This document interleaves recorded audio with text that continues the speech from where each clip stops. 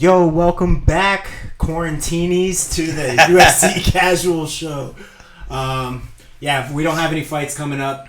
This is all for fun. We decided to do a show, get together, have a good discussion, have some fun. We can just kind of bullshit without like having to rush through a fight card. Now we can just bullshit. Yeah. Well, hey, hold on. The fight is still on the fence, all right? Don't be killing people's hopes and dreams. It's not gonna happen. There's a guy with an axe sitting at the bottom of the fence ready to chop that shit down. And his name is Corona. Yeah, this shit, it's pretty much done. But anyways, yeah, man, we're just going to have some fun. So we're going to go through this. We're going to do a little bit of news notes, what's going on around the UFC, and then we're going to move into our top 5 favorite fights each. Get a few minutes to talk about that. I think that'll be fun. A little bit of, I'm excited for it, man. I hope we have different lists. I do too. I don't know. Honestly, I think I know we won't have it in the same spots, but I hope we have some different fights. I think knowing the two of you, your fights are going to be completely different than mine. I'm probably like mainstream fights. You guys are like no. Well, I didn't pick any Joanna fights, so you're good there. All 5 of yours are fine. If you really look at like the list, like I looked at a list of like top fights of like what people have voted on. Like a lot of them are like they're the fights you think that would be up there, and there's some there that you're like, oh, really? Like, that's same likewise. But no, I honestly, I'm gonna, I don't want to be a spoiler, but I didn't pick Joanna for my top 5, being that her best fight was just one that was recent, and So you don't want recency bias? No, I mean I poured my heart out for it. Everybody knows how I feel about Joanna, so every one of her fights are my favorite. We'll get fights, into in a few minutes about what our criteria is. Yeah, what our criteria is for everybody. But anyways, thanks for joining. So big news. One, Dan, welcome to the show as an official part of the show. You're not just a guest anymore. Yeah, and I'm not a guest either, Dan. So now we have 3 regulars on the casual. Originally, you did just come on as our second guest, and then you just lit a fire into it and brought some new energy. So we were like, he's here to stir up some shit. Absolutely, he is. We agree too much. We're on the same page all the time. Yeah. Dan's here to break that up. Absolutely, 100%. So Dan's welcome to the show. ESPN First Take, where they're like, I agree with that point, but I'm going to argue with you anyway. You're our Skip Bayless, except I like you. I just got to learn a little bit of etiquette here. Let you get out what you're saying, and then I'll thrash you afterwards, just cutting you off here. So it's a learning curve. Is that New York? Yeah, we talked about a little bit that we would have argued about that post-fight show if I was here for it.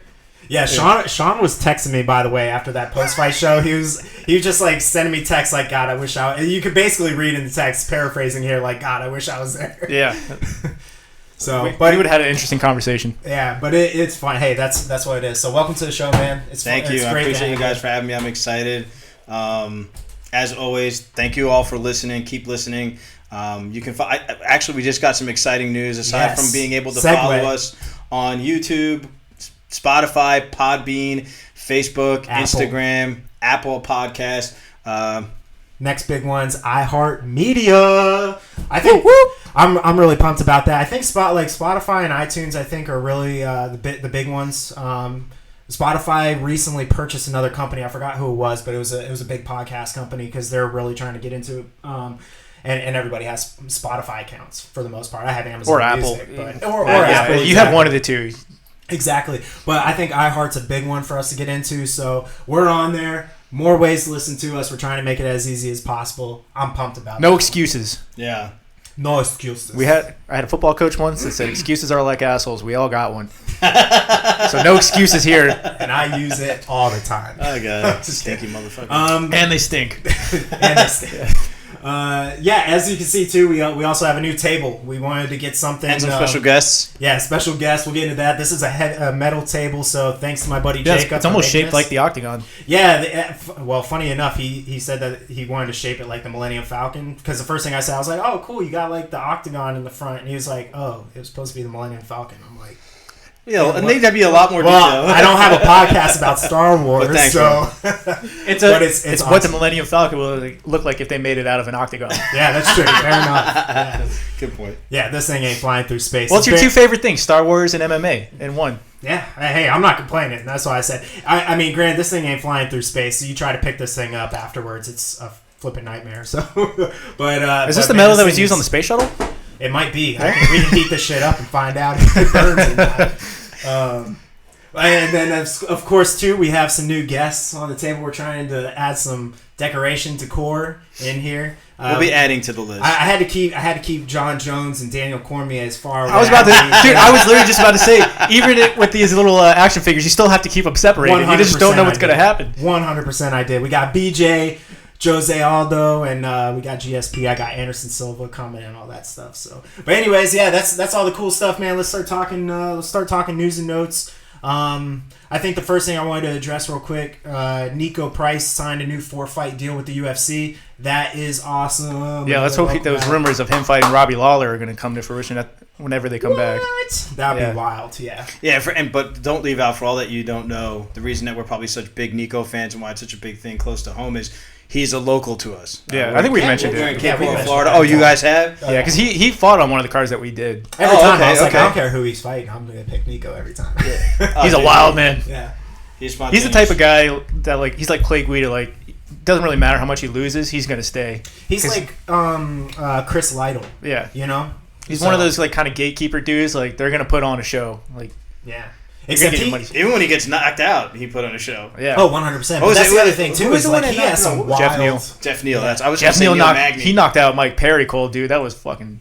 That was cold blooded. Yeah. I was like, damn. But even when Nico knocks people out, dude, it's just wild. Oh, man. Dude, that up kick was the nastiest elbows. What about when Randy Brown was on top of him, up against the cage, and you hit him with hammer fist? Yes, that was great. Yes. Everybody's just like, what the hell? The sound of those hammer fists, dude. It's like, Jesus. Oh I think it was with his left hand too, and he's righty, isn't he? Because I think he was hitting. Yeah, I think you're right. If I remember, he was coming on the side I saw waves in the air when he was hitting that guy. Dude, but the sound, you could. I don't know. I guess it was just because it was quiet, but you could hear the sound of those hammer fists, and Jesus Christ. So it was like a thud. Yeah, almost so Will was kicking him. Our coach, the guy, our first guest that we had on at the beginning of the year, he trained with Nico a little bit. He was like, "Yeah, Nico's a little small for 170." I'm like, "No, he's not. He looks huge at 170. He's got a big upper body. Yeah, he's strong. He's strong. He's got a weird body because he's pretty long. He's lanky. Yeah, he is, which is good for a fighter. He's got wide shoulders and long limbs. Yeah. So he makes for a good fighter. At least how his body. Those awkward guys always do well. Oh yeah, 100%. But yeah, that was it. And then, of course, Daniel Cormier is talking about that, trilogy fight with Miocic. And I just saw Stipe said that he's still seeing spots, so he still needs time. Yeah. Before they. Yeah, but Daniel said that if he doesn't hear I believe by May, June, he's probably just going to end up calling it quits. Well. I'm sure that'll change with all this that's going on because they're not going to be having for sure. fights. But I think he actually said it in the midst of all this, just maybe a week or two ago. Well, granted, I don't think he's going to be waiting 2 years for. Maybe the end of the year. He might be waiting to see what how the virus is doing. Maybe if it looks like he can fight before the year's over, but maybe if it looks like this is going to be a long-term thing, maybe he'll just say nah. Yeah, exactly. Because I don't think it really does anything for his legacy to come back. No. I think it's more for himself. Yeah. You don't want to see a Floyd Mayweather comeback or a Michael Jordan type comeback. No. Well, they never had that kind of comeback because Jordan never really lost. I mean, he won all finals that he was in. Well, I mean, when he came back to the Wizards, he was not that good. No, but he wasn't coming back to the 92 Bulls or whatever they were that went on that run. I don't think Daniel Cormier's Miocic second fight doesn't have the asterisk next to it that any of his fights with John Jones does.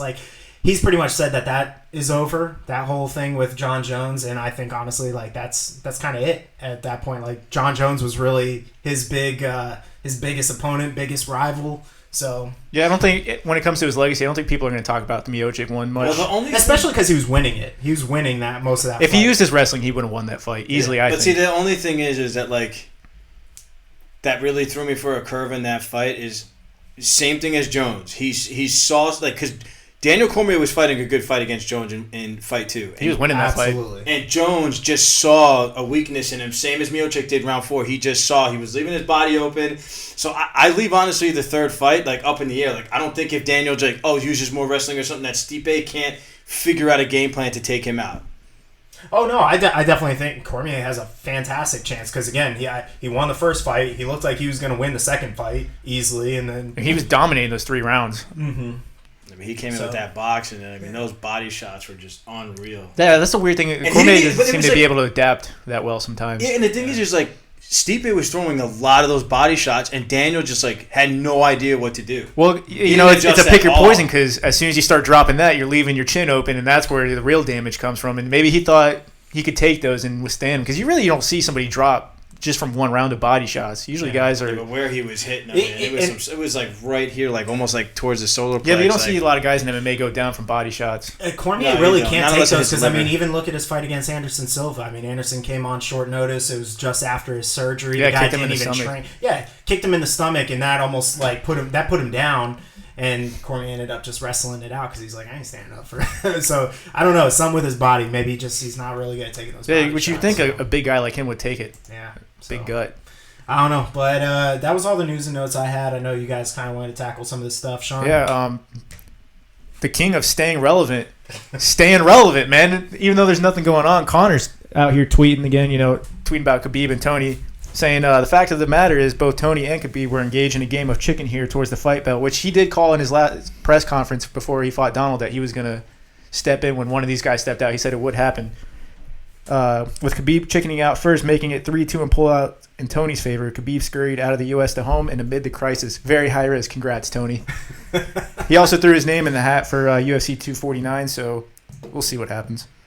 I was waiting for it. I was sitting there what the hell is this guy doing? I think everybody thought he was going to be the first one to be like, fuck Justin Gaethje. Not Justin Gaethje or Dustin Poirier coming in there. Oh, there's a whole bunch of flurry of fighters like trying to step up. I thought Conor would have been the first one to be called out to say something. Dana doesn't want Conor to step up on short notice because he wants time for there to be like a press run. Basically, like time to build the fight. Well, that's where all the money comes in, man. But in this situation, because that pay-per-view is going to sell 1 million, I think, either no matter who's fighting. Everybody's at home. Yeah, nobody has anything. There's going to be people who've never even watched MMA and be like, all right, I'll buy it. I'll watch this Conor McGregor guy. Yeah. 100%. Well, even if it was Tony and Khabib, they're like, I'll watch this. Yeah. Because if that fight really went through that week of the fight, ESPN would be blowing that shit up. Oh, because it's a week before the draft, so they don't really have too much to talk about. That's all that they would have. Are they still doing the draft? Yep, they're doing it like separate. Like I think they're doing it from like their war rooms maybe or something. Like oh damn, that's pretty cool. They're gonna be like a cameraman like in somebody's house. They do each one. For the top prospects. They said they'll have a camera. I think at their homes. God, that's crazy. But I mean, you think you can do the NFL draft? Yeah, but back to the 249. Yeah. I think it's crazy that Dana White's even trying to keep this thing together. I mean, hey, if you can get it to go off, it's going to do fantastic. Everybody's hurting for some sports right now. Like nobody has sports. There's nothing going on. I think that's what he sees it as an opportunity for the UFC to take another step. He just sees dollar signs, but a lot of these guys, even a lot of the fighters, don't want to leave their house. They don't want to do this shit. They don't want to risk themselves and their families. I don't blame them. So I don't know. Sure at the same time, those people they need a paycheck. They do too. That's the hard part, man. Like a lot of these fighters only get paid when they freaking go to work, and that going to work is only 2 to 3 times a year, depending if they have an injury. Which all these fighters who had scheduled fights should get paid their show money. So I read UFC London fighters are going to get get show money, so they're going to get paid. But I think all of them that they had scheduled should. If they get canceled. Yeah, especially after they just announced that they were going to pay out $300 million in dividends to celebrity owners in the UFC. Hell yeah, the fighters should get paid. $300 million is more than enough to pay those guys. So, but anyways, so that's it. I think that's really it for 249. Yeah. Right? Yeah. I mean, nothing else. Yeah, they're not really talking about anything. Yeah. I mean, but they did. The only one thing is they did switch up. I believe like like if it does go through, like some of the fighters that they're going to have on there. Well, yeah, they're going to stack it with whoever they can get on. Ngannou wasn't supposed to be on it. Yeah, they were supposed to be talking about Walt Harris possibly being on it. John, what were you saying that Daniel Cormier? Yes, Daniel Cormier was on Ariel's podcast. He's like, Cormier, what would you do in this situation? And he's like, I'd get every willing fighter in the U.S. and I tell them I'm making 3 stops. 1 in California, 1 in the middle of the country somewhere, and 1 in Florida because there's a lot of people who fight there. So I get whoever's willing to fight and tell them you got to carpool to one of these places and we'll pick you up. Like if you fight out of New York, you get with somebody, you carpool down to Orlando. We'll pick up Jacare because he's a big name. We'll get him to fight, and then we'll leave. Jacare would be down. Yeah, I was like, I'll tell him if you don't make it, Jet's leaving without you. So you figure it out. You bring 1 coach with you. That's what you get. You get 1 coach, and you carpool down. Well, that's awesome. Yeah, I thought that was funny that he said that. I was like, that's probably a good idea. Obviously, he was joking when he said it. But have some camera problems. I was just adjusting a little bit, so flipping stuff over. So, but anyways, yeah, no, I thought that was pretty funny that you said that. But I mean, hey, that would be a pretty good idea though. Like, we're making one stop before we're going. Dana had considered it. Oh yeah, definitely. He's desperate. He's desperate to make that money. Tony, meet me at LAX. We'll go pick up. Who else was on that card? I don't even remember. I don't even remember, to be honest, because I feel like that thing's been a shit show ever since quarantine started going around for a conversation. So, hey, and you know what? I don't blame, we talked about this too, I don't blame Khabib for going home either. So it's just a weird time. You just don't know what's going on. No, for sure. Nobody knows how to really handle this. So no. All right, but anything else? Sidetrack. One thing. I don't know if you guys want to go down that path, but before all this shut down, we did have that Kevin Lee against Charles Oliveira fight. I don't know if you guys had any feelings about the last 4 fights with Johnny Walker, Renato Moicano, Damian Maia getting knocked out. The last 2 fights were, or no, it was the last 3 and then fights? Kevin Lee calling it quits for a couple of years here. So I don't know if you guys wanted to chat. Whoa, about he that officially called it quits for a few years. So he said that he's taking 2 years off to like train or get his head right. What's up? Both. Dude, he looked so fantastic against Gillespie and handed him his first loss. Dude, Charles Oliveira is no joke. No, he's not. He's a veteran. He's been around for a little. Dude, he's peaking. You think so? Yeah, because his striking's starting to match his ground game. Yeah. I was surprised when Gilbert Burns put out Damian Maia that way. Gilbert Burns he's got some pop, and Maia he called out 40. Kobe. Gilbert Burns has been calling out everybody. That dude wants to fight now. He called out Cowboy. He called out Ali Quinta, I think. He's been calling out everybody. Burns has been around for a while. Why not after you knock out Maia? Yeah, he wants to stay busy, man.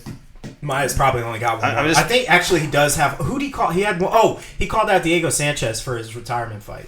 Oh yeah, he wants to go out with a win, with a dub. That's exactly what. I'm just curious what Dana's going to do with Johnny Walker after another loss. That was a bad loss. Yeah, Johnny Walker, I think, just needs to get his head straight. Man. You see it. This is every time with MMA prospects. They come in hot, and then as soon as they lose, they just don't get that confidence back. But you know what? That goes back to the conversation that we had before, and that's why the UFC needs to stop rushing guys. You know, because to me, Corey Anderson shouldn't have been a threat to him, but he's also a veteran guy. To your point, and he's fought everybody with a bad style for him. Yeah, exactly. Even though he beat him at his own game, but yeah. So I don't know. Like I said, like we were talking about this before. Like boxing, I kind of like they set these guys up for fights that they can win. They give them different style guys, see how well they do, give them a little bit of confidence boost. Before they go to their big fights, they know exactly who they are and what they excel at and where they struggle. Yeah, I feel like here they push the pedal to the metal too fast. Well, and you know what the problem is? It depends on the division you're in. Like if you're at lightweight or welterweight, that ain't happening because there's those divisions. So that's a true statement. Stacked. Yeah. But if you're at light heavyweight, middleweight, or something like that, where it's a little bit thinner, yeah, you're gonna. Boom, you're going to get right to the front of the line. I mean, that's how Conor McGregor jumped to the front of the line at featherweight. Jose Aldo had cleared out the division, was having rematches with people until, this crazy-ass Irishman came cursing into the UFC. Yeah, they're just now starting to build featherweight back up. Featherweight's a great divition, too, man. Dude, bantamweight's going to be the division. Yes. Watch out for bantamweight. Yeah, I'm excited about that. A lot of top who guys. you got your eyes out on? Piotr or Peter? Yeah, I don't even remember. Peter, Marlon Moraes. Now you have. There's a couple other young guys. I forget who. Yeah. What about is Jan in that? Yeah, Peter Yan. What's his face? The tall, lanky dude. Corey Sandhagen's in there. Corey Sandhagen. Is it O'Malley in there? Oh, Sean O'Malley. Yeah. There's a lot of Jose Aldo's down there right now. He's about to go have that title fight. He said he's still training just in case they end up going through with that. So we'll see. Yeah, we'll see. But I don't think Chicago's doing very well. No. So. No, it's not. But that doesn't mean the UFC can't change it. I don't know. In today's earlier broadcast by Trump, he didn't really call out that state. He called out Michigan, New York, Louisiana. Yeah, but Michigan's just now on the rise, that they said. Yeah, so. But I feel like some of these other ones are kind of trending down. Chicago's a big international city, though, so they'll get hit. Yeah, we'll see. All right. Anything else? No, I think I'm good. Cool. Let's get into the fun stuff. Let's start talking. Yeah. Let's start talking top 5 fights. So real quick, let's go around. Let's talk about what our criteria is for our top 5. Like, what was your thought process in picking your top 5, and what were you looking at when you were looking back at these fights? Because I'm sure you guys watched them again. I know I watched mine again. I actually didn't really rewatch them, but because I love these fights. I've watched them multiple times already as it is, so I kind of already know. Well, them. you have your memory's like a fly trap. It just gets for MMA. It is. Yeah, for sports. Yeah, it for is. Sports it is. Not math. Sports. All right. How about then we start with you? What was your criteria? Well, nostalgia is a little bit of it, right? I know for one of your fights, I won't say it because we were just watching it, but it was one of our fights it was like the first huge fight that we watched, and it just has that first holy shit kind of feeling that you get from MMA. Obviously, the moment has to be a huge one. Like, what did it mean to the landscape of the sport? Like, did it help? Was it a big moment? Was this a big hyped up fight, or was it just kind of like a? Because I know if you look at like a list online of top fights, there's some in there that are like 3-round fights on like the bottom of cards. It's like, well, yeah, those were good fights, but were they great fight? Like, it has to mean a little something, right? Yeah. And I know, Dan, you said this before we went live, that you had no recency, or like you took out recency bias from it. I actually put it in because there was a fight for me that happened recently that I was like, dude, it's going to be top 5 for me, I think. Yeah. I think it will go down. If I'm looking at it like, well, eventually it will be, then why isn't it now? Yeah. You know what I'm saying? For sure. I like that perspective. It's just, for me, it's so recent. I know a lot of people say that too. They're like, oh, that's just recency bias. Like, you got to give it some time. Because like a lot of people said that about Gastelum and Adesanya. Because a lot of people were saying, man, that's going to go down as one of the top 5 fights all the time. Sure, man. And they were like, and everybody's saying, no, that's just recency bias. You got to revisit it after some time. Like, dude, that's still a fucking baller-ass fight. Go watch that fight. That round 5 might be one of the best rounds I've ever seen. Yeah, I think the reason that I steered away from doing that, I like your point. That's a great point. Maybe I should have kept Joanna and Weili in there because for me that was a phenomenal fight for the women division. But the reason I steered away from it is because it's so recent. I want my followers to kind of click back into decades before and be like, holy shit, like I missed that. Because watching the fight that we watched on the TV, I don't think I actually saw that fight. Yeah. So like, I want people to actually see some of these fights that built up the UFC. Well, that's brought it to the next level. Mine has like fights from like all the eras, pretty much for the most part. Well, I should say all the eras, but somewhat all the eras. Like, it's stretched over a long period of time for my top 5. I'm excited to hear. Yeah. What was your criteria when you went and picked? I know you kind of started getting into it. A little bit similar to what he said. Fights that was a pillar for what the UFC was going to become, as well as a pillar for what some of these fighters were going to end up becoming, or what they were at that point. Another big thing is, I like fights that are vicious. People walk in there and they're just ferocious. Mm-hmm. And some of the fights that I think I put on my list met that criteria. And then at the same time, I threw some fights in here that like actually got me into the sport. Mm-hmm. With from my uncle actually pulling me into it. So I picked some of those. And also for the fact that like they evolved into other things. So I want people to actually be able to dive in and be like, oh my God, I didn't realize like that's what made that fight that fight. Yeah. That makes sense. I'm not gonna lie to you. I went selfish on this one. Like I went to the ones I went back to. I was thinking about going back to Pride and looking at some of those fights, but I was like, no, I'll keep it in the UFC. I thought about that. There's so many good ones in here. I was mostly looking at like some of my all-time favorite fighters going back and picking some of those fights. So I have a double up in here for one fighter, but I just they have a reason, a purpose, all nostalgia. That's not to say like none of the recent ones have been great. They've been fantastic. Yeah. Like was it 2018? That was when we started ours, or no? Was it? We started at the end of 2018. That's podcast. Right. 2019 was insane, dude. The month of March was last year. Absolutely, when they had crazy knockouts because they had 4 straight weeks. Masvidal knocked out Till. Gaethje had knocked out Barboza. There was 2 other knockouts. Oh, Pettis knocked out Wonder Boy. I can't remember the last one, but 4 straight weeks they had like knockout of the year candidates, like stupid main events where like people were just fucking throwing caution in the wind. I feel like crazy shit. I think I remember saying at one point like quarter 1 and quarter 2 of 2019 was just balls and out. that's like, why we kind of got follow. Yeah, that's why we kind of got like a lackadaisical quarter 3, but it finished the year strong. I will say I think ESPN put the right type of pressure, put the right type of backing behind Dana White and UFC. I'd say so. Because I mean, when they were on Fox, they had great fights. But nobody really watches Fox Sports, so they don't get hyped. The build-up has been so different. Because dude, you watch ESPN now, and any week there's a fight they have in the bottom corner. It doesn't matter who's fighting. It doesn't matter like what the main event is. They'll have it in the bottom corner, like this Saturday night or whatever time. I mean, on whatever channel. Like watching what was that show? A Beautiful Day in the Neighborhood. What was that? What's the name of that show? Mr. Rogers. Yeah, like Mr. Rogers. They would have like the boxing fights going off like in the middle of it. He'd be like, "Yeah, Mike Tyson's fighting this weekend." I'm like, "All right, man, I gotta watch that." At like 9 years old. That's crazy. I didn't know that. No, I was kidding. I'm just saying, like that's the kind of shit that like ESPN's doing to get people bought in. Like people that don't think about UFC. First Take's talking more MMA now, even just through Sports Center. Stephen A. Smith jumped in there, and he got a tour up for it. He was bad. He was bad. Yeah. Yeah, they're not Rest doing in that peace. again. Yeah. He ain't gonna do that. He makes his money off of being controversial, so they should have never have done that in the first place because that's not really like the UFC fans don't like that shit. Yeah. Which a lot of people don't like that shit, but they watch it just to fucking get angry. Yeah. I like Max Kellerman.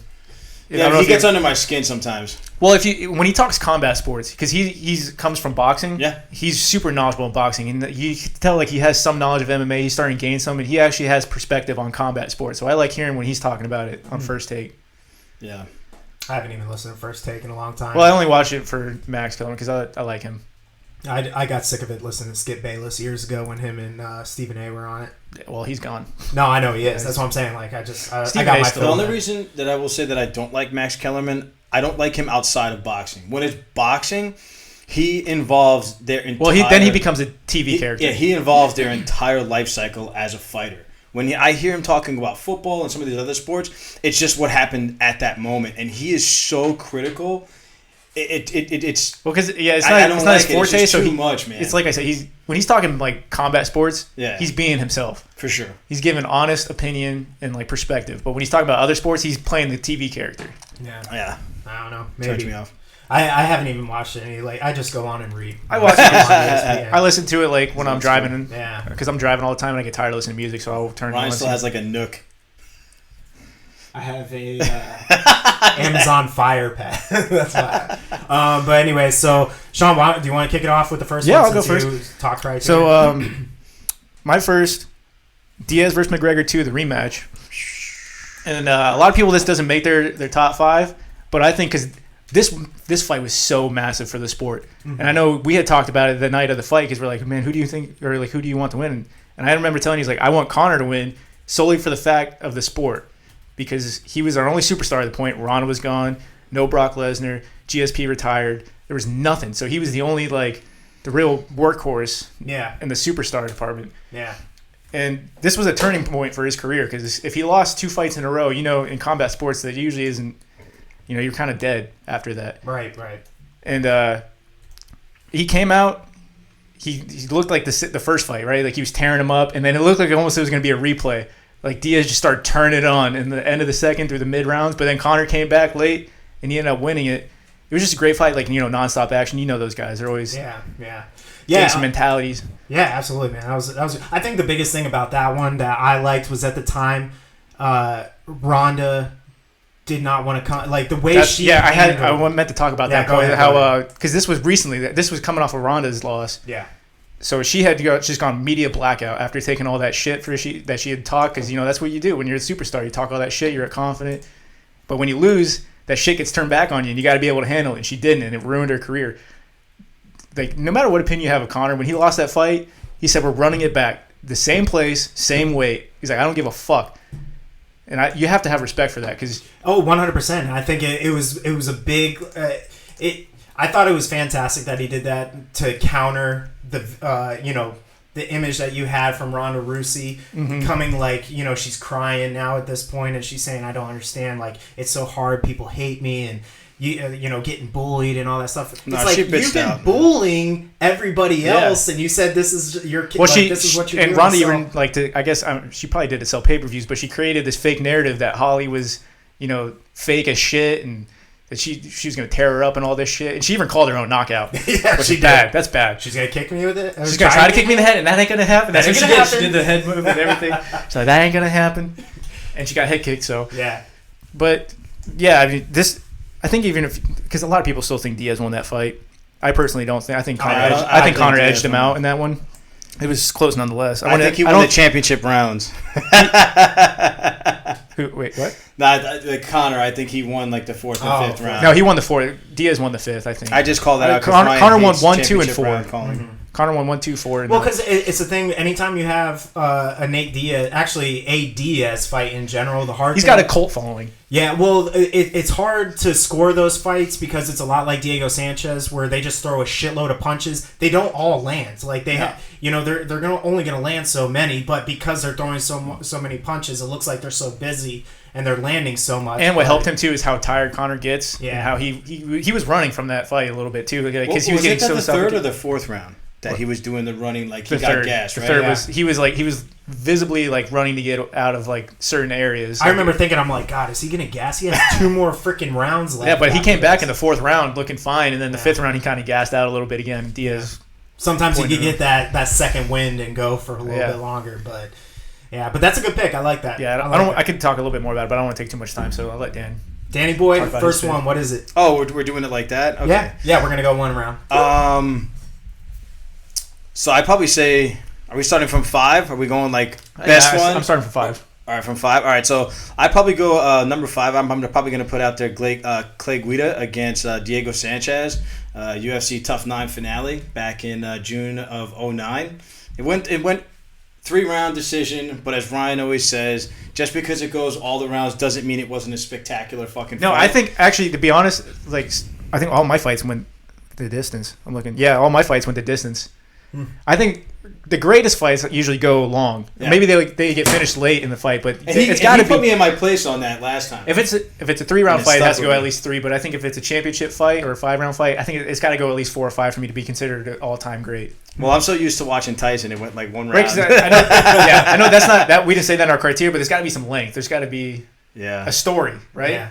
So I will say, I mean, the thing that turned me Ryan's going to argue with me on that one. Let's go. No, go. I mean, I linked all my fights to the actual fight on YouTube or MMA course. So when we throw it up on YouTube, you'll be able to watch it and relive the fights that I think are the top 5. But the thing for me is like the first 45 seconds of this fight, they were just like, it was like all out war. I'm like, yo, this fight is not going to last past 2 minutes. And they went like 3 rounds of just beating the living piss out of each other. I think I remember that. Didn't they stand in the middle and just like throw straight punches at each other when the fight started? And the thing is for me that cracks me up all the time is I would always think to myself, it's like, how the hell does Clay Guida even know what he's doing with his hair like in front of his face like that? I'll say this. I'll be interested to see if you put Diego Sanchez versus Gilbert Melendez in there because I think that was a better fight. I don't know, but this was a great fight. 3 rounds of just straight ground and pound, stand and pound. It was an amazing fight. So that's an interesting one for you to remember. Did you like watch that whole The Ultimate Fighter season or something? No. I just I had seen that fight. Like I said, when I started watching UFC, I watched a lot with my uncle, and he just watched it nonstop. It was that and the Cowgirls, and it was just one of those fights that I caught with him, and it just always stuck with me. Like whenever I'm very family oriented. Whenever I do something with family and like it's like a really good time, it always just kind of sticks with me. And that was one of the fights that we caught together that just stuck with me, and it was out of control, man. Yeah, I was gonna say that. I'm a huge fan of Clay Guida. Yeah, Clay Guida's wild, man. I remember watching that fight, man.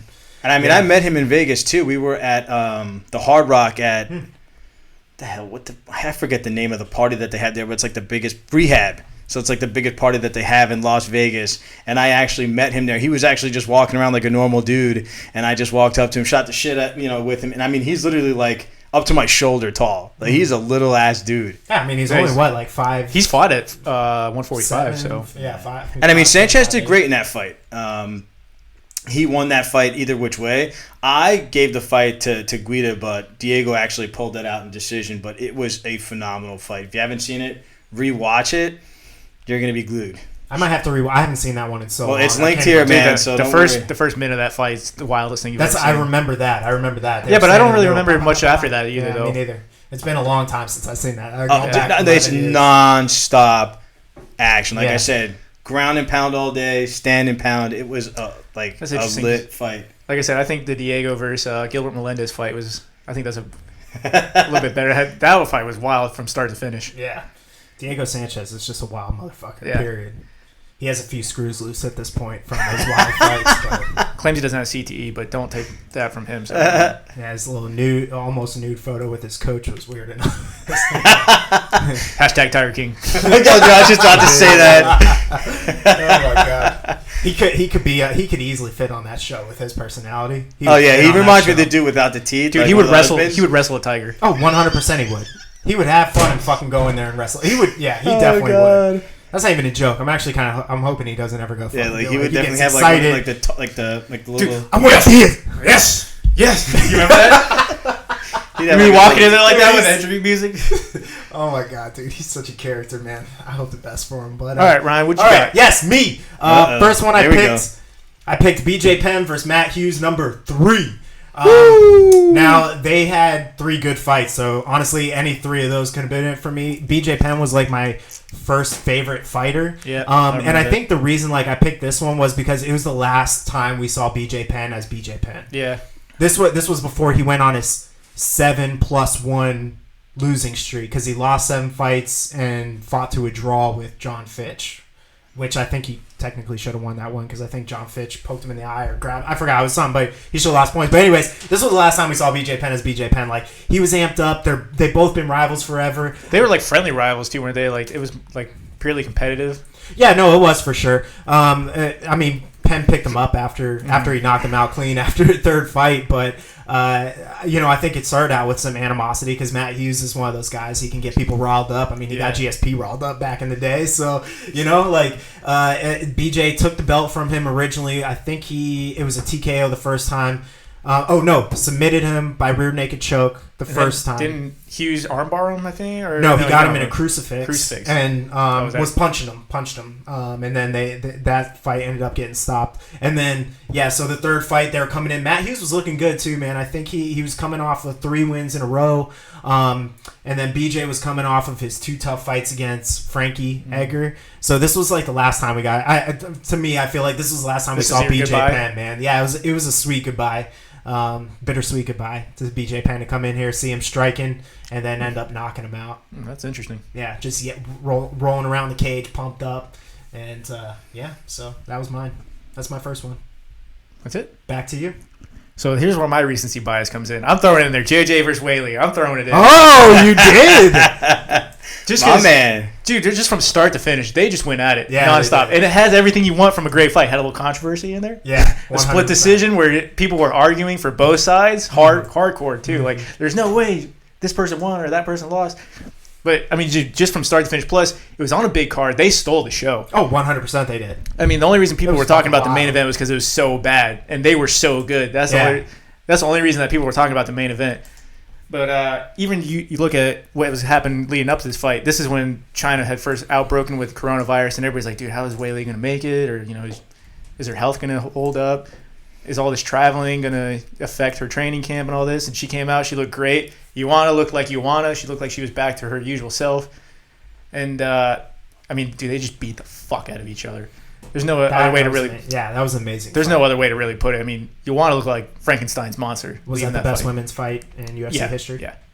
Well, I mean, I put it in my top 5. There's no other women fights in here. No, I'm just saying, like, in general. But I mean, I don't think we've ever seen the all-time great scale, there's really no women's fight other than them, I don't think. Yeah. You have a lot of, like, big-time, like... they had big fights, but it was... Amanda Nunes never brought it like out. that. Well, yeah. Yeah, but big-time fights, but, like, all-time great... Because there's got to be a back and forth, right? 100%. I agree with you on that. So that's a good pick. I do like that. Now, just a quick question for me to you, because I automatically feel like the rematch should be there. What do you think? Yeah, I think. I don't think Weili won that fight. I felt like it was like a John Jones type Dominic Reyes win. Like it was like it could have gone either way.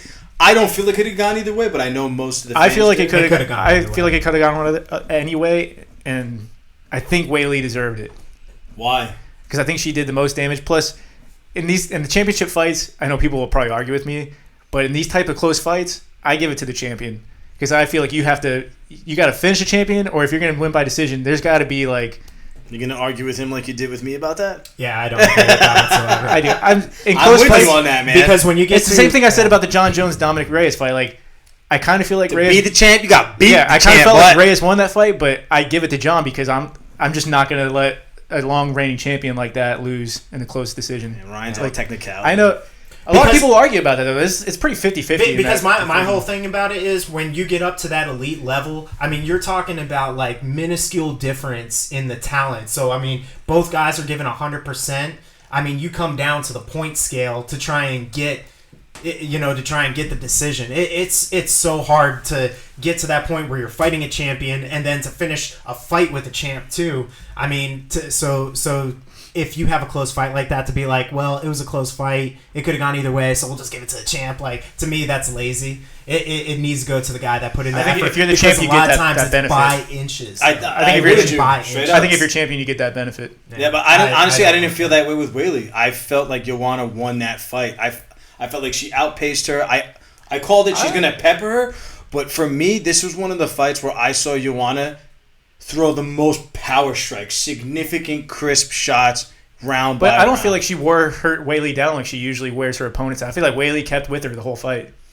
I saw Weili she got worn out. She got worn out, but she was able to keep at least somewhat of a pace. She did her job in the 5th round. Like, if you watch her fight Claudia, she just completely outworked Claudia. And a lot of those championship fights that she won, and like once the 3rd round started, she just wore her opponents. Like, they couldn't do anything. Like, Weili kept fucking throwing bombs the whole fight. Yeah, that's true. It's definitely one that people are like, when are we going to get a rematch for that? So that was a fantastic fight.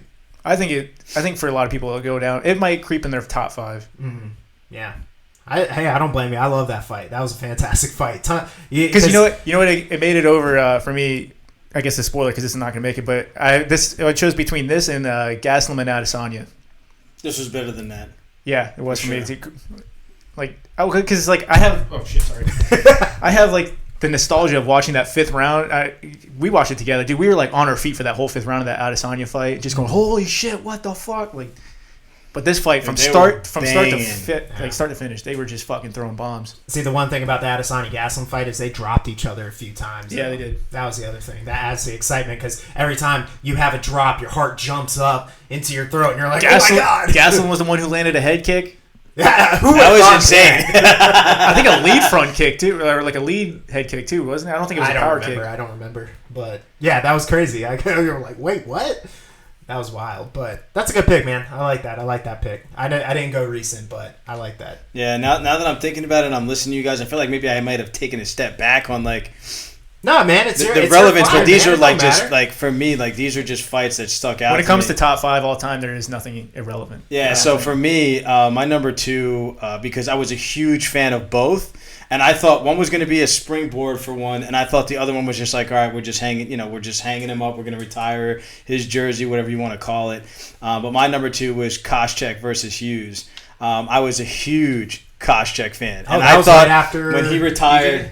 Yeah, exactly. So when I thought when he retired Hughes that this was going to springboard him, and he only had one win after that, and he just lost, I think, 6 or 7 straight. But the one thing that I wanted to call out before we walk into that fight is listening to all these older fights. I missed the shit out of Rogan and Mike Goldberg. No, I don't. And the Eddie Bravo scorecards in between rounds, and we come back to that. I feel like should be implemented like it was in boxing, where they gave the score during the rounds. Mm-hmm. I really like that. I miss Mike Goldberg. I like his enthusiasm. I don't like Cormier. I don't like Dominic Cruz. Oh, I love Dominic Cruz.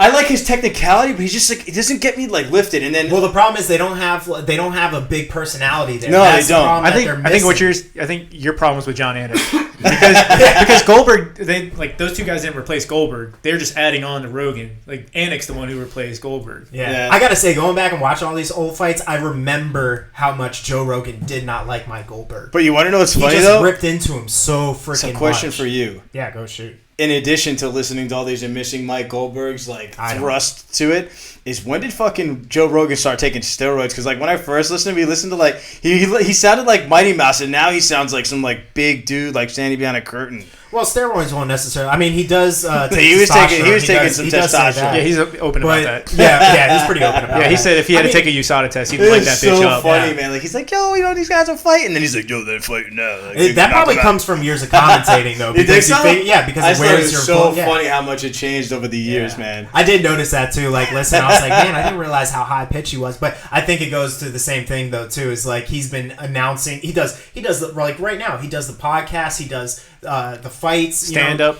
He does stand up. I mean, he talks all the time. But I felt like it was a lot different then. I liked it better than the commentating. I think it's just nostalgia. Yeah, maybe that's what it is. Anik's not. He's all right. He's nothing special. No.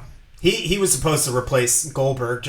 I mean, he's better than Goldberg, but Goldberg had a personality. He had the voice. I like the European crew. Yes, if they've had years experience making soccer sound fun. Come on, they can make the UFC I don't remember the guy who like the Dan Hardy partner. Like I like Dan Hardy and the guy that he works. I don't remember his name. I like Dan Hardy too. Yeah, and I like Michael Bisping. I haven't really listened that much. I've listened to him a couple times, but I like Bisping. Not enough to really have an opinion. Yeah. I've listened to him on his podcast, but no, man, Mike Goldberg says the stupidest crap, man. Even during some of these fights, he got me rowdy, man. He got me rowdy. His precision is precise. Yes. That's pretty stupid. Yeah, he said that, dude. He says that shit. That was a real quote. It was something like that. That just sounds so stupid.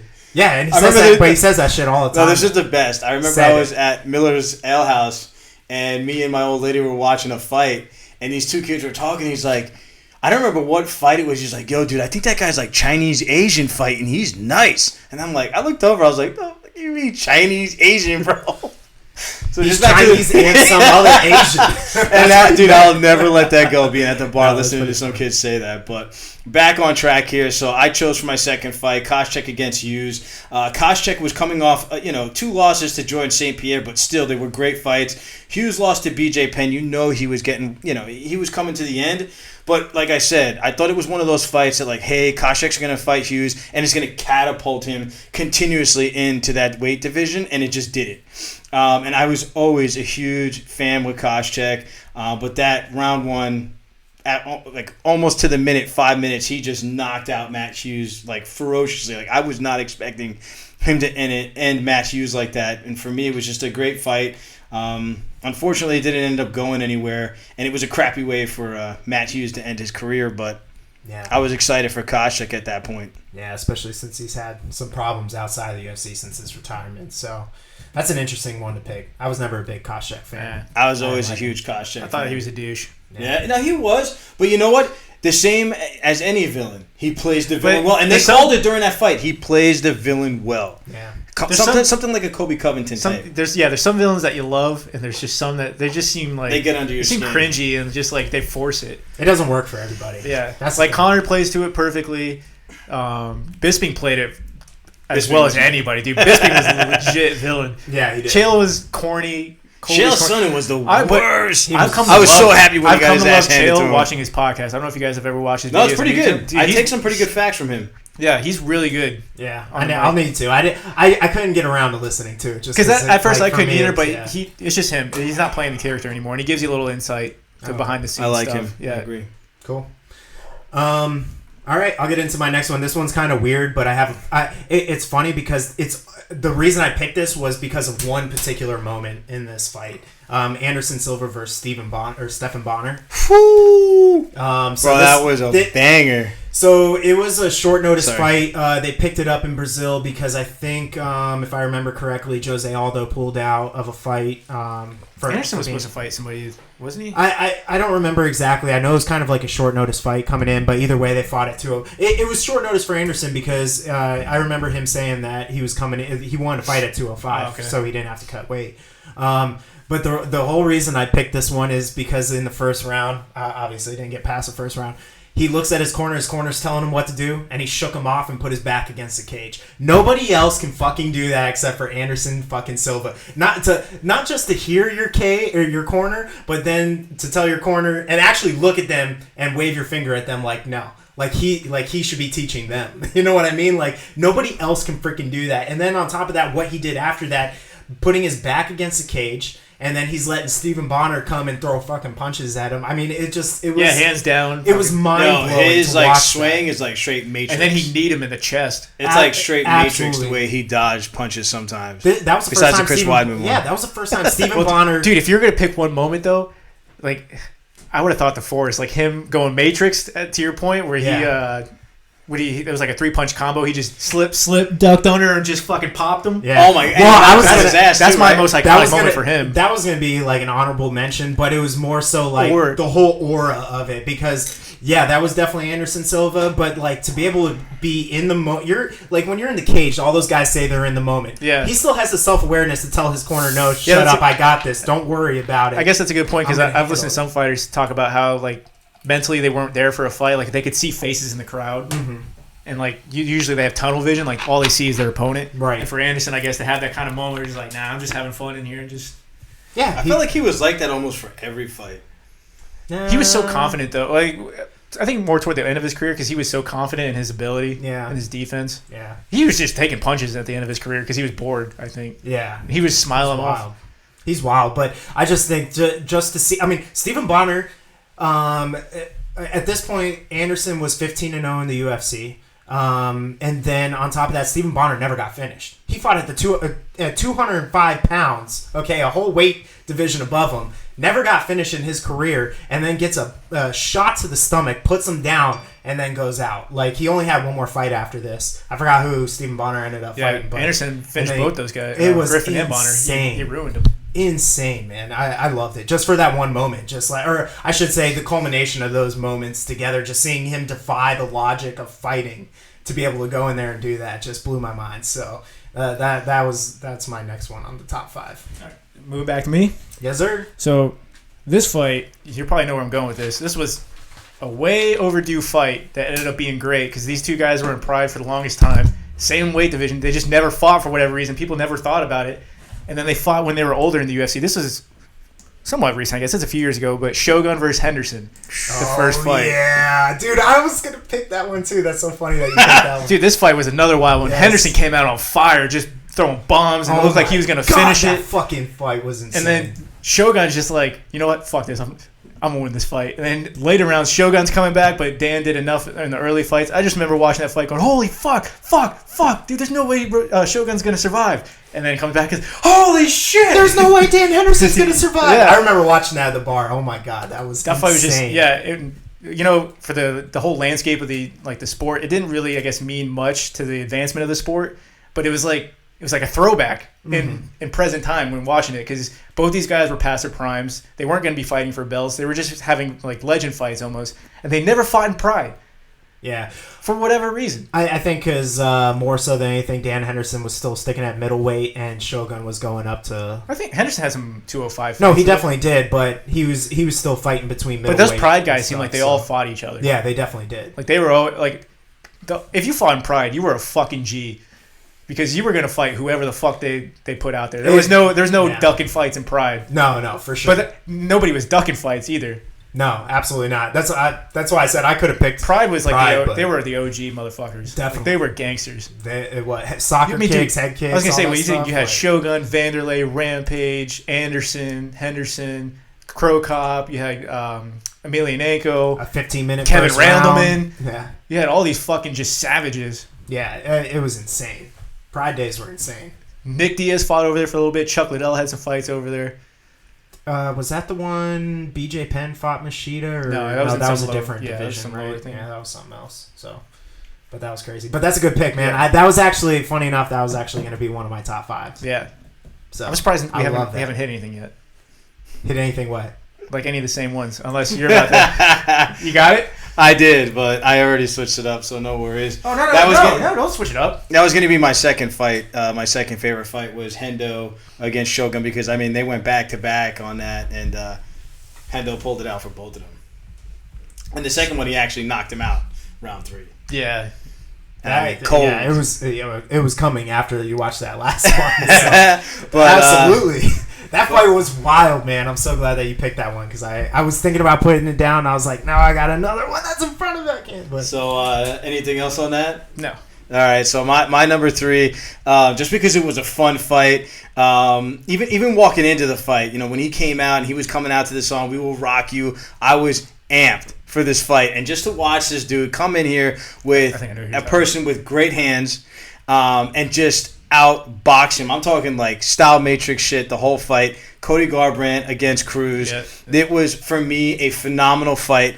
And again, back-to-back, it's sad. I thought this was going to springboard Cody Garbrandt, and it ended up not. And I thought Cruz was kind of always going to be there, like, chucking towards that title shot, and it was going to end up being, like, another great rematch. I didn't think he deserved the back-to-back, but I thought Cruz, before he got injured, and he's been out for years, he was going to work his way back up. But to watch Cody Garbrandt ring control, it was just unreal against somebody like Dominic Cruz. I remember watching that fight because I was telling people, like, Dominic's going to dominate this fight in the later rounds because Cody's just going to get emotional. He's just going to swing wild, and Dominic's just not going to be there for him to hit, and he's just going to pepper him and outpoint him. Mm-hmm. And that did not happen. Actually, the opposite happened. Yeah. No, but he even the thing that blew me is not even just how he outboxed him, outworked him, outmoved him, he was so much more powerful.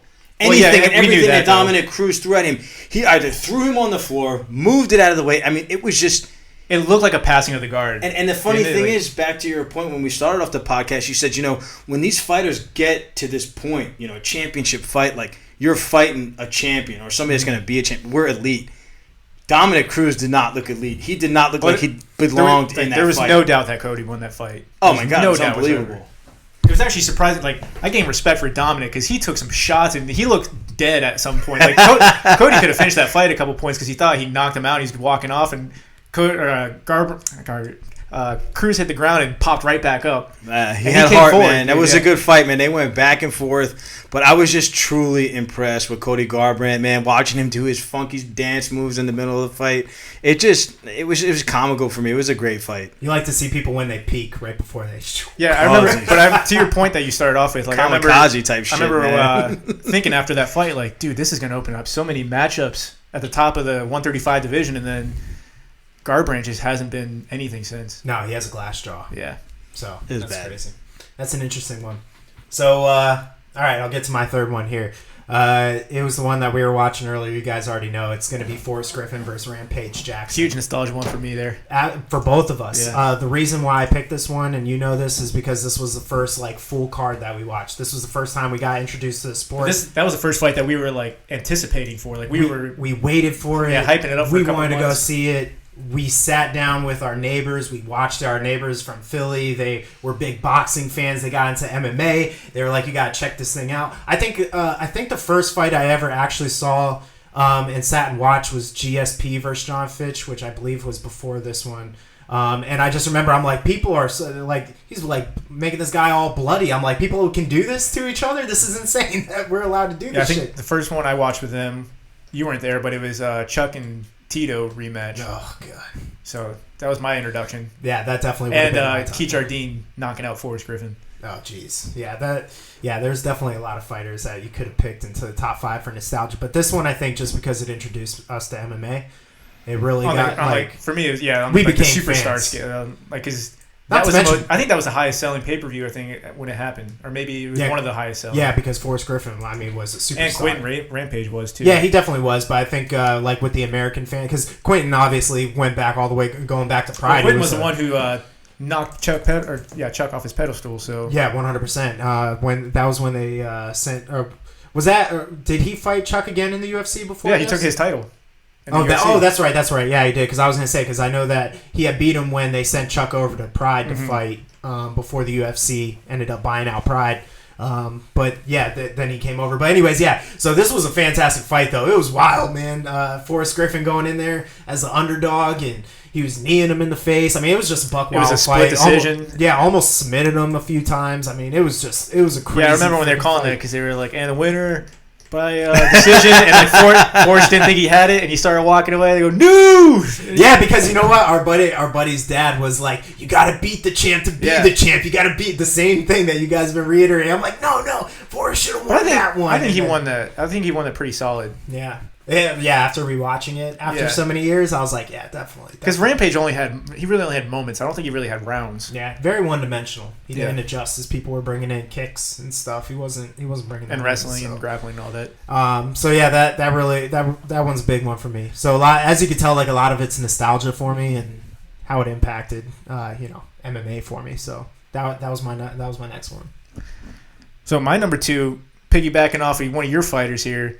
You got to go to Griffin and Bonner. It's got to be in your top 2, man. Because not just for the fact that it blew up the sport. It's the reason that the sport is what it is today. But also, it defined the term slobber knocker. Literally. They're not very athletic dudes. Yeah. They weren't, the best technical strikers, but they just fucking met in the middle and they just threw down. The whole 3 rounds, they were dog fucking tired and they just kept throwing and they just kept beating the fuck out of each other. And it was on free TV. It was on Spike, I think, wasn't it? Yeah. And it was you hear the story of people talking about it, and they're the ratings throughout each round just kept skyrocketing because people were calling their friends and their family dude, you've got to see this. Yeah, it was wild. How you said, when you first watched it, people were like, this is real? This can happen legally? People are allowed to do this to each other?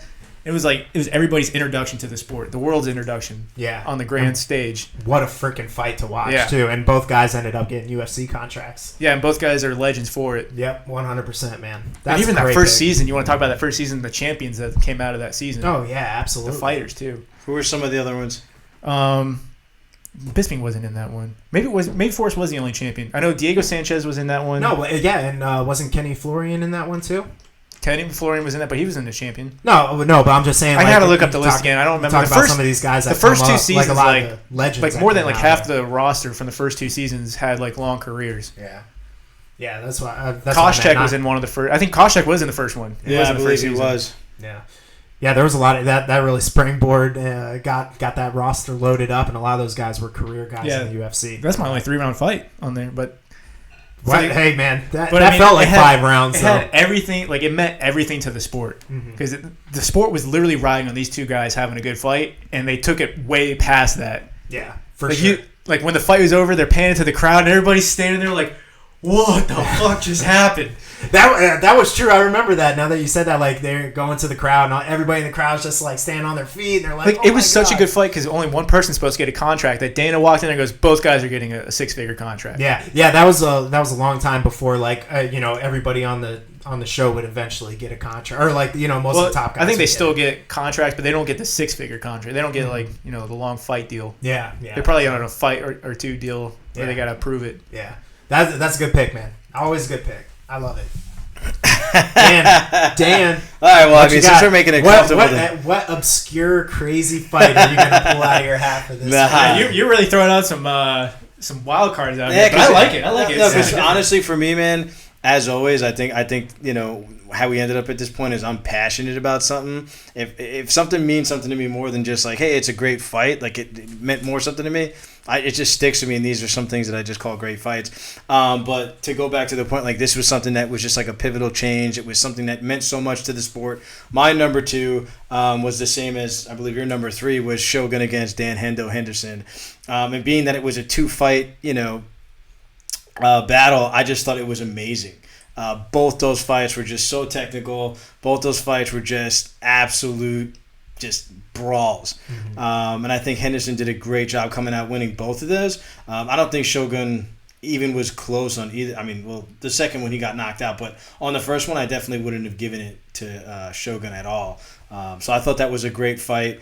He had some big moments, though. He had some big moments. Because, like I said, I just remember that thing being a fucking roller coaster. One minute you're like, Dan Henderson's going to finish this. And then you're like, Shogun's going to finish this. And then you're like, oh my God. They're both still going. It was absolutely insane.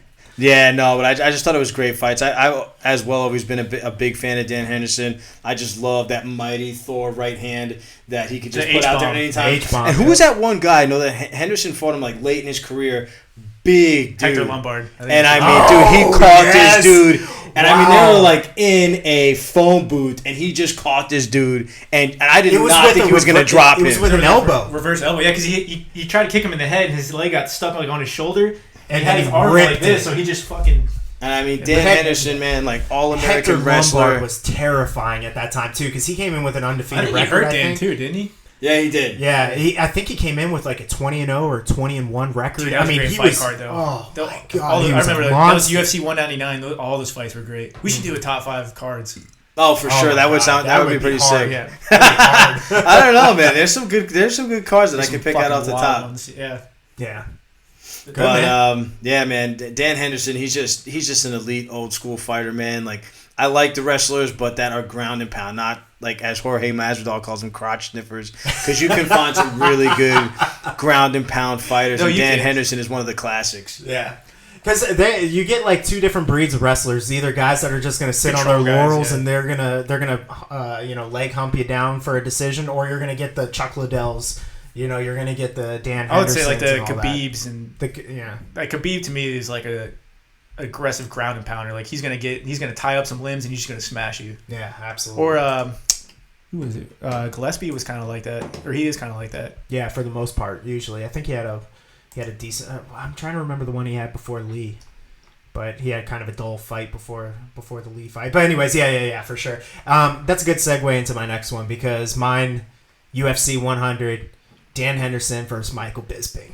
Dude, what a moment! I think, and it was the lead up. Like it was one. I never really liked the Ultimate Fighter too much. I watched like bits and parts. Like when I knew there was a fighter I should watch, I go and watch whatever week they were fighting or whatever. But I think I watched that whole season just because like I was ready for this fight, and then just to hear Michael Bisping talking shit. And the crazy thing is the UK team like ran over the U.S. Yeah, I remember because we were watching that. Like the U.S. came in like like stereotypical Americans, cocky as shit, talking mad shit, and they were losing. They got steamrolled. I remember we were kind of like, dude, we kind of like Team UK. Yeah, really. I like they were classy dudes. Like Ross Pearson was on that show. Yes, I love Ross Pearson. Yeah, and I just remember I was like, you know what can make up for this whole fucking season right now is all I care about is one fucking thing is Dan freaking Henderson, UFC 100. Talk about like one of the top 5 greatest cards that you can have. I mean, you had GSP fighting Thiago Alves, and then you had Brock Lesnar and Mir on that card. Like that was just a wild fucking card too, man. But, I miss Brock Lesnar, man. He wasn't a great fighter, but I just wanted to see if like he could just brute somebody and knock him out, or get technically knocked out. I will say his post-fight speech is one of the greatest ones after UFC 100. Better than where he's like, I'm gonna go home and drink a Coors Light because Bud Light don't pay me shit. Hell, I might lay on top of my wife. He's like, I told that motherfucker back in April he had a horseshoe up his ass. I took that shit out and I beat him over the head with it. That's better than the Beast right there with the balls are sweating hot. No, that was one of the greatest. Him and Connor are in the running for best post-fight speech. Oh my god, yes. I don't know, between him, Derek Lewis, and Brock Lesnar. Yeah, but I don't think anybody will beat the one-line phrase of "Who the fuck is this guy?" Well, that was a press conference. Yeah, that was a press conference. No, I know, but I'm just saying like a one-liner. But the thing about what made Conor McGregor's like post-fight speeches so great is the fact that he timed it so well when he was like, "And I just am out here to apologize." And then they throw on his second belt over the shoulder, which it wasn't even his belt. It was Woodley's. It was Woodley's that they went and borrowed. And he's like, to fucking nobody. Because the double champ does what the fuck he wants. I'm the shit. I love that, man. Like, it's just he's so too. He's like, because leading up to that fight, he was getting fights with everybody that was on that fight card, like Alvarez, Woodley, like all these people. He's talking mad shit. Yeah. Cowboy, Jeremy Stevens. And then he was just like, I've been starting fights backstage, and I just want to take this time to apologize. And they throw it over his shoulder to absolutely fucking nobody. That was so great, man. That was so great. Jesus. But anyways, yeah, going back to this one too. And the thing I think that made it so interesting too is you could see the knockout coming. Dude, Rogan said it. He called it because he's like, Bisping can not circle to his right. I was saying that during the fight too. I said the same thing. I was like, why are you circling that way? That's his... I think it was only moments before he had knocked him out. He goes, he keeps circling to that power side, and then as soon as he's done, he goes, there it is! Not to mention that Henderson, because Henderson didn't talk shit that much, right? Like Bisping just rolled through the whole fucking show talking shit. So what does Henderson do? He saves it all up, and then not only does he knock him out, he throws the flying H-bomb and he just for good measure. He said it when they were showing it again. He goes, I'm not a dirty guy. I know when people are knocked out, but that one was just to shut him up. Yeah. Because I think whoever was interviewing said, "Did you know he was knocked out?" And he's like, "Yep." I fucking love that, man. That was a great moment. I love Dan Henderson too. That H-bomb was for America. Yeah.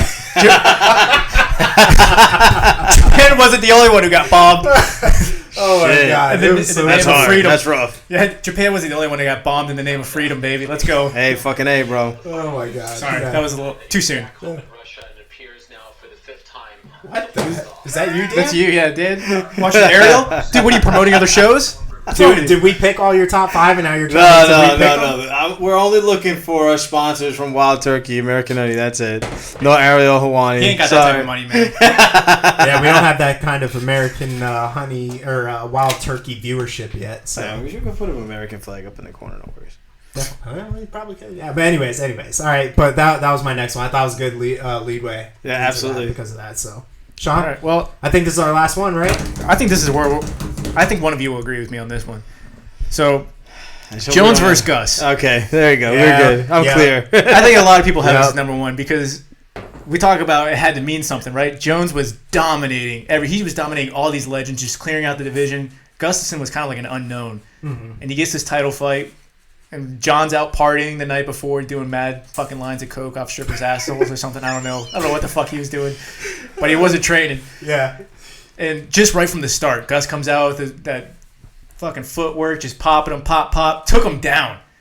And that was impressive because nobody at that point could take him down. What the fuck? And Jones had to dig deep, and he ended up winning. I think the fifth round ended up decided, or it was. I think in the fourth round, he hit him with a spinning elbow on the top of the head. That was the end of the fight. I think when you rewatch it, like that's where everything went downhill for Gus. But split decision. A lot of people thought Gus should have got his hand raised. I kind of do too. But it was like get out of here. It was kind of like that. You don't really see it in MMA a lot, where like this unknown challenger kind of rises to fight who's people consider the GOAT. Take him 5 hard rounds and probably should have beat him. Yeah. And I mean, it was like the first vulnerability that you saw from John. In addition to it, you never saw John Jones walk out of a fight looking the way he did. Yeah, he had to get help walking out of that cage. You saw his mouth? Oh my God. He was powered up for that fight. Like elephantitis of the upper lip. He was on steroids. He was doing coke. Who knows what else the fuck he was. He was Superman during that fight. Yeah. Maybe coke makes him better. Maybe it does. I don't know. But that's I don't think any of us can contest that. That was at Jones' peak. I don't want to talk about it. Yeah. That, funny enough, that was going to be mine. I have some honorable mentions that I'll name, but yeah. Well, if you want to say anything. No, man, I think you hit it there, man. I mean, because it had a little bit of controversy. You got to have a little controversy. Yep. I mean, that was modern times one of the biggest fights. Yeah, I mean, it might not. From some of the fights that we've talked about, it might not have been the most action packed compared to them, but no, but I think it's probably the biggest fight for Jones. Like the meaning behind legacy. For Jones, that's going to be the number one fight in it. Well, and the technicality behind it. I mean, when do you see 6'5" guys with that much athleticism? Yeah, that kind of like revolutionized the sport. Those I mean, guys. yeah, I mean, you got 2 guys that are that freaking tall, that using big, the footwork they were using, the technique, the crispness. Like I feel like that one fight almost outweighs the 2 fights he had with Cormier, because like Cormier, he just fucking picked him apart. Like this fight, like it wasn't even it was a back and forth. But I agree. I think Gustafsson owned that fight, but.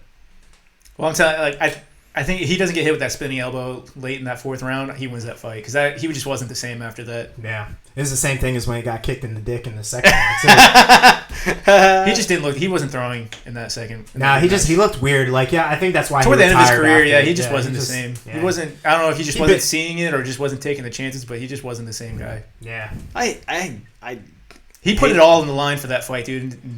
It was just crazy to watch because you're like, dude, this fucking guy Gustafsson's legit. Yeah. Like, yeah. I mean, I remember how much I was just like sitting there, my mouth agape, watching his footwork. You're just outboxing because again, like I'm not used to seeing big guys that can move. Dude, like he was that. so light on his feet, just bouncing around, just fucking cutting angles, just crisp hooks and jabs. Yeah. Just pop. John didn't know what to do with his boxing. Mm-hmm. John was the one who had to make it dirty. Man, usually he uses that bleak kick to just keep everybody off. He could not keep Gus. Yeah, because Gus had that range to compete with him.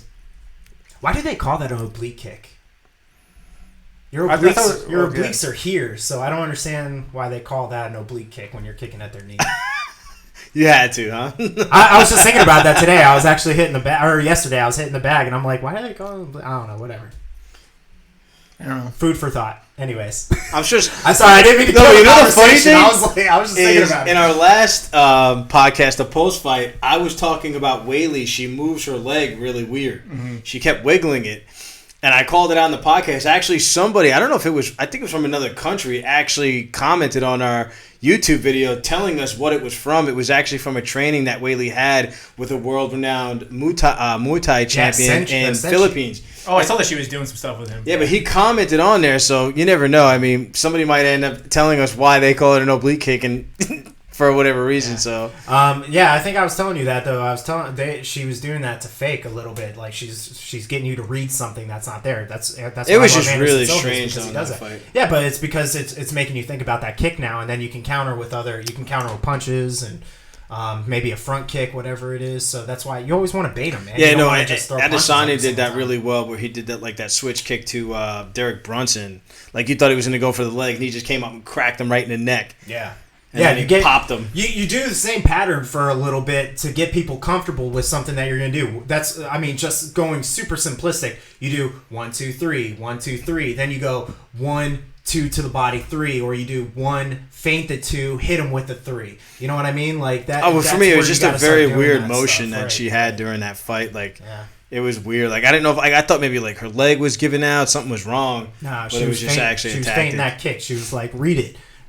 But yeah, Senshi, dude, if you haven't watched him, I would highly recommend that you do that. That guy is fucking crazy. He's fun to watch. Who's that? Senshai, the Muay Thai guy. Oh, no, I watched some of his fights after that guy okay. commented on us. I even watched Weili Zhang's training with him. Yeah, sorry. That was pretty cool to watch. That was pretty cool. Yeah, he just has tons of fun, man. He's wild, man. He likes having fun. He's out there. He's always smiling. Like he has his hands down. He's real playful. But he's good. He's good as shit. But I'm sure she did learn a few things from him. So good call out, viewer. So Dan, number one. Dan. Interested to see where this goes. So for me, my number one all time, I feel, is the best trilogy that you could ever have in UFC. Tito Ortiz against the Iceman Chuck Liddell. Number one, though. For me, that was... Are you calling it as like the trilogy number one? Like the 3 fights kind of... No, because number three... I told him before we started the podcast, the third fight was just crap. Like, they were like, literally like... Not even like, oh, like maybe they... No, they were done. Like, they you just mean did the fourth fight? The one that... I thought it was I thought it was a third one. No, I thought that was a fourth fight. Yeah, that was a fourth one. Because everybody was like, why are you fighting? Why are you having this fight? No, because I had it as... Oscar De La Hoya's promotion? No, the one in where it was in Bellator. Yeah. They didn't fight in Bellator. So what was that one? That was Oscar De La Hoya's. That was Golden Boy. Tito Ortiz knocked him out? Yeah, that was Golden Boy. So who won the third fight for Ortiz and Liddell? Liddell won the first two. Yeah, no, he won the middle two, I think. No, he won the first two. The first one was a non-title fight. He knocked him out. The second one, he knocked him out. And then the third one that I had from me looking at it. Maybe you're right. I thought they fought 3 times in the UFC, but you might be right. Yeah. I'll check right now for you. Yeah, so he lost to Tito in 2018. And then, so he beat Tito back in 2006. And 04. And... April of 04. Sorry, my internet sucks. He's looking at it right now. You're looking at it? No, I have it all listed out. Tito in 04, yeah. Okay, so it's 3 fights. Yeah, you're right. That was 3 fights. So you're saying the first 2 fights are counting as... Well, I mean... I think you can count a trilogy. Yeah, because, I mean, they went... I mean, not... It's a trilogy, but not the UFC trilogy. So, but for me, I just felt like it being a non-title fight and having the hype and the circle around it. Because, I mean, if you watch that fight... The crowd, the way that they talked about leading up to it, it was just they were former friends. It was like the first big rivalry in the sport. Yeah, and I mean, it was an outstanding fight. For me, always such a huge fan of Chuck Liddell, so I wasn't really upset when I saw Tito Ortiz get his ass handed to him both times. He just got outworked each fight. Yeah, for sure. Well, he just had nothing to offer Chuck. He couldn't out-wrestle him. He definitely wasn't going to outstrike him, so there was just nothing for him in that matchup. It was just a bad matchup. Yeah. Tito Ortiz is kind of weird because it looked like the game had passed him at that point, but then he goes and he beats Ryan Bader. He beat a couple guys. Yeah, he beat a couple random people. You're just like... He beat Forrest, I think, after that. Yeah, he did. So, yeah, because, I mean, if you watch... It's just weird. I don't know if he just caught back. I don't know what it was, but either way. So that's a great pick, though. I love that. I mean, Chuck Liddell's, all-time favorite, legend in the UFC. Because, I mean, if you see him come out in round 2, Chuck Liddell just went, straight Super Saiyan for all my anime followers. Just... knocked the shit out of Tito Ortiz. I wasn't expecting for it to end that fast or to end that way, and he just came in round 2 and just blasted the shit out of him. And you know what? I don't miss to your point. I don't miss Mike Goldberg. What I do miss is the shorts. I miss everybody. Everybody had their own design. And, you had the Iceman with his iconic the shorts. Bumblebee for Silva. Yeah, you had Shogun with the eyes from Valley Tudo, I think it was. Yeah. But either way, anyways, yeah, you had everybody with these iconic shorts. That DJ had his black belt. Exactly. Yeah. Made it into his pants. I mean, I miss that. Watching the old fights and stuff, going back, I'm like, damn, man. Yeah, a lot of nostalgia going on tonight. Yeah, for sure. That was what we were going to bring up with this. Though. Yeah, but I just felt any other comments on that, though? I mean, other than the fact that, I just felt like between them and everybody else, they made the light heavyweight division what it is. Yeah, I would agree. I mean, you had Randy Couture. I mean, up until John Jones, the light heavyweight was always premier because I had Randy Couture. Yeah, but I mean, if you even think about it, Randy Couture, his last couple of days were Chuck Liddell. You know what I mean? Yeah. Well, I don't think so. That's because that's when the sport exploded. But he got Randy beating Vitor back in the day when Vitor was 19. Vitor was a superstar, and he beat him. Mm-hmm. Yeah, but I thought it was Shamrock. a great fight. Yeah. Early days. Dan Severn. True. Dan Severin. Severin. Yeah, Severin. Yeah. Yeah, that's a good pick, man. I like that. I like that going back. I'll say for an honorable mention, because there was a few that I was like thinking on the outside, like what else I wanted, but I mean Jones versus Gus was awesome. I just remember like us getting hyped for that and watching that whole card. But Silva versus Belfort, I thought was just. I think it's more just a moment. I think the thing about that too was to see Anderson Silva. For me, watching Anderson Silva get hyped to fight another Brazilian, because one of the knocks on him was that he goes easy on Brazilians, because he's a very honorable, respectful guy. A lot of like casual fans don't get that because they see his antics in the cage and assume that he's just being disrespectful. It's a fight style. He gets you. He baits you. Yeah, because Roy he's Jones a counter striker. Yeah, exactly. Because you know what happens if you have two counter strikers that don't know how to bait you? You get Adesanya versus Yoel Romero. That's what fucking happens, and that's why Anderson Silva does the stuff that he does to bait you in. But I think seeing the animosity there, the fact that Vitor, he went on his killing spree after this fight. He got knocked the fuck out, but he went on a killing spree. That's after because he turned into TRT Vitor. Yeah, he juiced for sure. But fuck, man, if you're making honorable mentions, then you got to definitely throw Robbie Lawler and Rory McDonald in there. Yeah, for sure. What about Lawler and Condit? I feel like Condit won that fight, man. Condit got fucked out of a few fights because he beat Hendricks. Jimi Hendrix and St. Pierre was a fucking brawl. Johnny Hendricks. What did I say? Yeah, Johnny Hendricks. You said Jimi Hendrix. Oh, sorry. But I don't think Johnny can play guitar. Yeah, man, it's the Wild Turkey. My bad. Seems kind of rude for a guy to fight a dead dude. He's been dead for years. Come on, GSP. I thought you were better than that. Yeah. I actually thought GSP lost that fight. Against Johnny? Yeah, dude, it was a great fight. I thought so. I think most people thought so. You know what's my honorable mention thrown out there? What's that? Hunt versus Bigfoot. Woo! Damn. You remember that? Yep. That was Bigfoot had some serious fights in there, man. Yeah, he did. Bigfoot had some great fights. That was like a classic heavyweight, just throwing fucking hands, nothing else. There's I don't know. It's when you go back and you watch this for so long, man. There's just so many fights you can go back and call. Like, if you go back and look at honorable mention moments, like how about Gabriel Gonzaga versus Crow Cop? Yeah. When he kicked him in the head. Yeah, like to do something that Crow Cop was known for, and then to do that back to him. I don't know. There's quick question. Yeah, go ahead, shoot. Who was that? Who was it? Minotauro Nogueira, when he fought that one guy and got his arm snapped Frank out. Mir. Yeah, that was insane. Yeah. to get beat at your own game. Maybe we should do a top 5 like moments or like a finish or something. I felt like I did that tonight. So it's kind of hard. I think the top 5 cards would probably be pretty cool. Yeah, top 5 cards would be fun. Yeah. Because there's some cards out there that like have some outrageous like fights like throughout, like beginning to end. Yeah, I've watched so many cards, man. Like I feel like I've forgot more than I can remember from MMA. Like we've watched it nonstop for I don't know the last 15 years ish almost. Maybe something like that. Yeah, because I'm 30 now, and I was watching. Okay, so maybe not 15, but more like 12, 13 years, like nonstop. We watched like every week, that we could. So I don't know. It would be hard for me to go back. I'd have to do some serious research on that one to go back and look at and see the cards. Oh, because Ultimate Fighter dragged us all in. I feel like. I know UFC 100 would definitely be up there for me. I remember getting hyped for that one. Just because I think the names that you had on there too. Yeah, and it was a milestone. Yeah. It was a milestone. They made it a big I think it was event. the first $1 million pay-per-view. Was it really? Maybe. Not $1 million, but I mean million sales. Oh, okay, million. Okay, pay-per-view sales. That makes sense. I don't know. Like I said, I have to go back and do some research. Would. But just like the names on that card were insane. I mean, the way they hyped it up, and that was the one Dan Henderson knocked out. That was the first time they had 2 title fights on a card. Yeah, that was. Brock Which is now kind of the staple. Yeah, right. I know they seem to have that all the time. Hopefully, and that's what I was saying with the Ortiz and like Chuck Liddell fight. It wasn't a title fight, and it was huge. Yeah. And they just don't hype things. Yeah, back in the day, they had a lot of huge pay-per-view sales for non-title fights, but they don't have the names for that anymore. Yeah.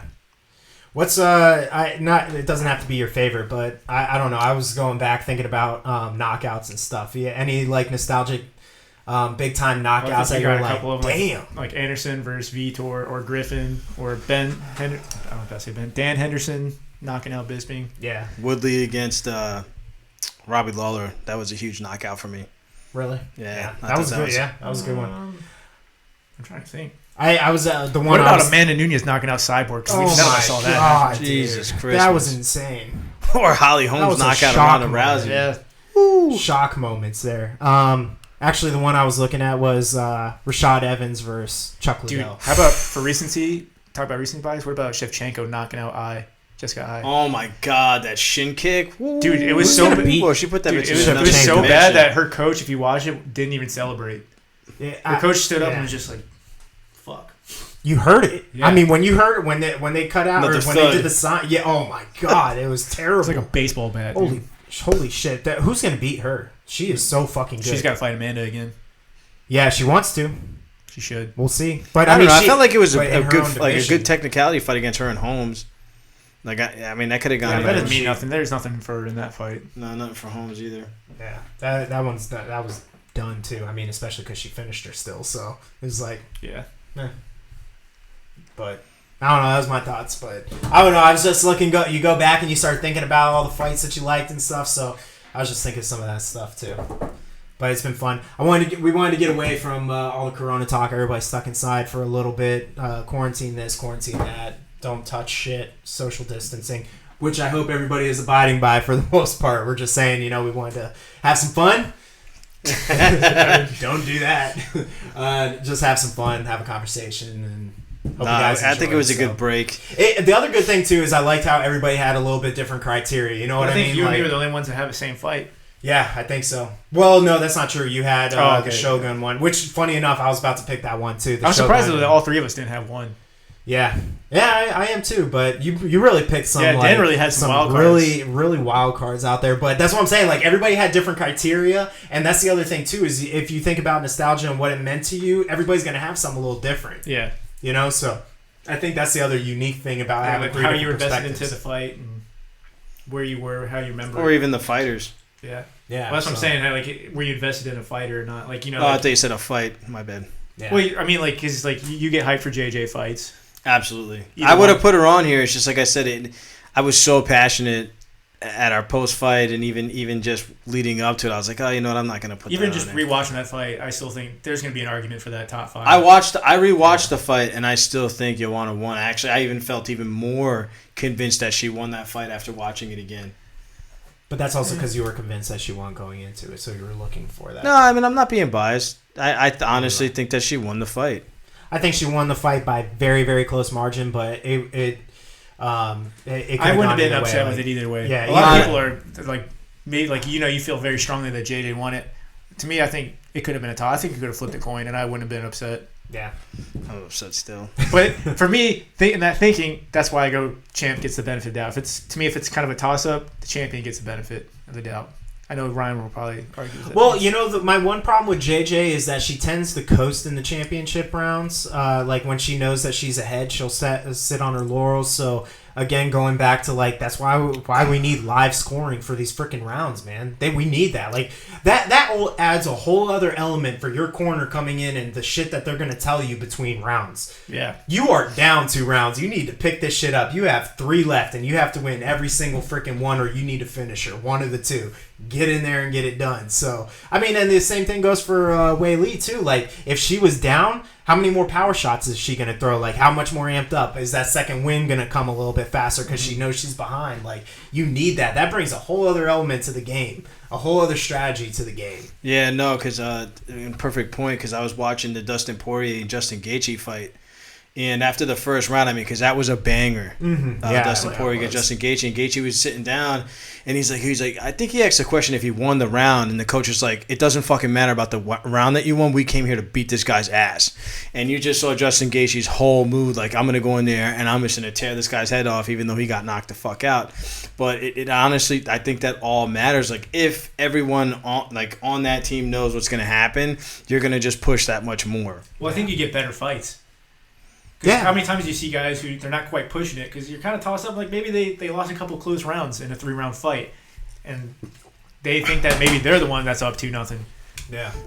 I mean, Holloway said that about his fight with Volkanovski. He said that he thought he was winning. Mm-hmm. He said he changed his mind when he went back and looked at it, obviously, but he said he thought he was winning. Like, he didn't even think of anything of it. So you go, and he was actually talking about this with Rogan for having, the Yeah, I think he kind of started the conversation. Yeah, well, because Rogan's been talking about it, and then he asked him about it, and that's what he was saying. He was like, I thought I was winning that fight. He was like, I'll tell you that again. Like, if we were going through the same situation, I still think I was winning that fight. But had he seen the score, how much more would he have picked it up, between fucking rounds? So it's one of those things, whatever. It needs to happen. I think it's going to happen soon. It will. But it'd be, I think it'll be a ton of fun when it does. So. That fight threw me off. I didn't know how to call it. Which one? The Volkanovski fight? Volkanovski won that fight. Yeah. He won it on points. Yeah. Didn't like the way he acted after it, saying that Holloway didn't deserve a rematch, how he beat him. Now he's saying that he does. Because he doesn't want to fight. I was like, dude, again. you won that fight, but you didn't tear him up. You just kind of outpointed him. It's not like Max walked out of there no problem. Like, he could probably have fought the next day. Well, it's the same thing as I actually really liked Volkanovski, but then he had 2 bad fights back to back. I thought, like, I didn't like the Aldo fight that he had. Likewise. That was a terrible fight, and then the Max Holloway fight. I mean, hey, you know what? To get by the 2 best featherweights ever, like, that's awesome. But I mean, it was so lackluster. Yeah. It was just. It doesn't really get you excited. No. It's popping in, especially when you watch his other fights. He's a go-getter. Yeah. And then he, not blaming him for it, but he fought the smart fight necessarily, not the really to go for it. Yeah, pop in and out, keep out of range on these taller guys. And you got to give respect to that. I mean, that's why I said, yeah. Like, he did what he had to do to get the belt. And he did. There's no doubt he beat Max in the first fight. And he went back to back the 2 best featherweight champs ever. Mm-hmm.